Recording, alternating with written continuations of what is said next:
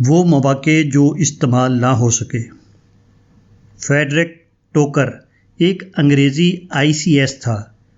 وہ کمشنر کی حیثیت سے کام کر رہا تھا کہ اس کے اندر مذہبی اور روحانی جذبہ پیدا ہوا۔ اس نے 1881 عیسوی میں سرکاری ملازمت سے استعفیٰ دے دیا۔ انگلستان میں اس وقت جنرل ولیم بوتھ کے تحت سالویشن آرمی کی تحریک چل رہی تھی۔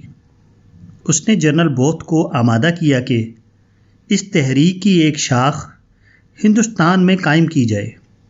چنانچہ 19 ستمبر 1882 کو اس کی پہلی شاخ بمبئی میں قائم ہوئی۔ فریڈرک ٹوکر نے اپنا نام فقیر سنگھ رکھ لیا۔ وہ پنجاب کے دیہاتوں میں ننگے پاؤں گھومتا اور لوگوں کو روزگار پر لگانے کی کوشش کرتا۔ اس نے دیہی بینک قائم کیا، گھریلو صنعتیں رائج کیں اور کالونیاں بنائیں۔ استعمار کے زمانے میں اس طرح کے بہت سے انگریز تھے جن کی فطرت زندہ تھی اور جن کے اندر دین حق کا بیج ڈالا جا سکتا تھا، مگر تمام قائدین سیاسی ہنگاموں میں لگے رہے۔ خدا کے پیغام کو خدا کے بندوں تک پہنچانے کی ضرورت کسی کو محسوس نہ ہوئی۔ اس قسم کے لوگ اگر آخرت میں کہیں کہ خدایا ہم حق کی تلاش میں تھے مگر حق کے امانت داروں نے ہم کو حق سے آشنا نہیں کیا، وہ تو ہم سے صرف سیاسی لڑائیاں لڑتے رہے، تو مجھے نہیں معلوم کہ ہمارے قائدین کے پاس اس کا کیا جواب ہوگا۔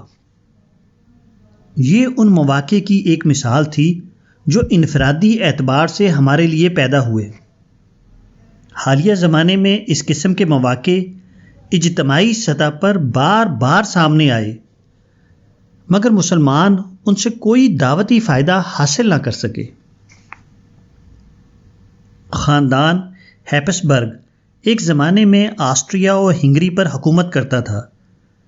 ترکی کے سلطان سلیمان اعظم کے زمانے میں اس کے تخت پر شہنشاہ چارلس پنجم حکمراں تھا۔ اس وقت وہ یورپ کا سب سے بڑا فرما روا تسلیم کیا جاتا تھا۔ یورپ کے نصف سے زیادہ حصے پر اس کی سلطنت پھیل چکی تھی۔ اس حکومت کے تعلقات فرانس سے اچھے نہیں تھے۔ فرانس کی یہ کوشش تھی کہ اس وسیع سلطنت کو مغرب کی سمت بڑھنے سے روکے۔ اسی طرح مشرق میں عثمانی سلطنت ہیپسبرگ حکمرانوں کے لیے سد راہ بنی ہوئی تھی۔ فرانس نے محسوس کیا کہ وہ اور سلطنت عثمانیہ دونوں ہیپسبرگ کے مشترک حریف ہیں۔ اس نے اپنے محاذ کو مضبوط کرنے کے لیے سلطنت عثمانیہ سے تعلقات بڑھانا چاہے۔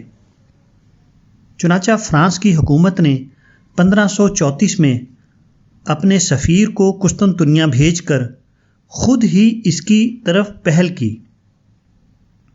دونوں میں اچھے سیاسی تعلقات قائم ہو گئے۔ ایک سال بعد جب شاہ فرانس اور شاہ چارلس پنجم میں جنگ چھڑی تو فرانس نے سلطان سلیمان سے مدد کی درخواست کی۔ سلطان سلیمان نے اس جنگ میں نہ صرف فرانس کی فوجی مدد کی بلکہ اس سے دوستی اور تجارت کا معاہدہ بھی کر لیا۔ اس معاہدے کے مطابق فرانسیسیوں کو صرف 5% محصول کے معاوضے میں تمام ترکی بندرگاہوں سے تجارت کی اجازت ملی تھی۔ فرانسیسی تاجروں کے دیوانی اور فوجداری مقدمات ان کے اپنے کونسل کے سپرد کر دیے گئے۔ ان کو ترکی میں پوری مذہبی آزادی حاصل تھی اور ترکی میں واقع عیسائیوں کے مقامات مقدسہ کی نگرانی بھی ان کا حق تھا۔ اس دوستانہ معاہدے کی وجہ سے فرانس اور ترکی کے تعلقات تقریباً 3 صدیوں تک بہت خوشگوار رہے۔ ان تعلقات سے فرانس میں بہت بڑے پیمانے پر تبلیغ کا فائدہ حاصل کیا جا سکتا تھا، مگر اس سلسلے میں کچھ بھی نہ کیا جا سکا۔ اسی طرح ترکی اور روس قدیم زمانے میں ایک دوسرے کے روایتی حریف تھے۔ اگست 1914 میں جب یورپ کی عالمگیر جنگ چھڑی تو ایک طرف روس، برطانیہ اور فرانس تھے جن کو اتحادی طاقتیں کہا جاتا تھا، دوسری طرف جرمنی اور اٹلی وغیرہ تھے جن کو محوری طاقتیں کہا جاتا تھا۔ مصطفیٰ کمال اور بعض دوسرے لوگوں کی رائے تھی کہ ترکوں کو اس جنگ سے علیحدہ رہنا چاہیے۔ اس وقت ترکی کے اقتدار پر انور پاشا اور ان کے پرجوش ساتھیوں کا قبضہ تھا۔ انہوں نے روس اور برطانیہ کی دشمنی میں جرمنی کا ساتھ دیا۔ اس جنگ میں ترکوں کی شرکت نے اتحادیوں کے لیے سخت دشواریاں پیدا کر دیں۔ ترکوں نے آبنائے باسفورس اور درہ دانیال کو دشمن کے جہازوں کے لیے بند کر دیا۔ اس کی وجہ سے برطانیہ اور فرانس کا تعلق روس سے منقطع ہو گیا۔ روس اس وقت ایک غیر صنعتی ملک تھا، اس لیے جب تک برطانیہ اور فرانس کے کارخانوں سے اس کو کافی مقدار میں سامان جنگ فراہم نہ ہوتا رہے، وہ جدید طرز کی جنگ کو کامیابی کے ساتھ جاری نہیں رکھ سکتا تھا۔ تاہم ترکی کے لیے یہ پالیسی بہت مہنگی پڑی۔ جنگ میں جرمنی کو شکست ہوئی اور اس کے بعد ترکی کو ٹکڑے ٹکڑے کر دیا گیا۔ قسطنطنیہ کے تخت پر اگرچہ برائے نام سلطان باقی رہا، مگر عملاً ترکی کے تمام معاملات اتحادیوں کے قبضے میں آ گئے۔ یہ سب کچھ ہوا، مگر جرمنی سے اتنے لمبے قریبی تعلق کے باوجود جرمنی میں تبلیغ اسلام کا کوئی کام نہ کیا جا سکا۔ اس قسم کے سیاسی اور اقتصادی اتحاد کی مثالیں مسلم حکومتوں کی تاریخ میں کثرت سے ملیں گی، مگر ایسی کوئی مثال نہیں جبکہ دعوت و تبلیغ کے مقصد کی خاطر کسی سے اتحاد کیا گیا ہو یا سیاسی اتحاد کے ذریعے پیدا شدہ حالات سے دعوتی فائدہ اٹھانے کی کوشش کی گئی ہو۔ اگر دعوتی مزاج ہوتا تو اس قسم کے اتحاد سے غیر معمولی دعوتی فائدے حاصل کیے جا سکتے تھے، اور مسلمانوں کی تاریخ اس سے بالکل مختلف ہوتی جو آج ہمیں نظر آتی ہے۔ موجودہ زمانے میں انسانوں کے باہمی تعلقات میں بہت زیادہ اضافہ ہوا ہے،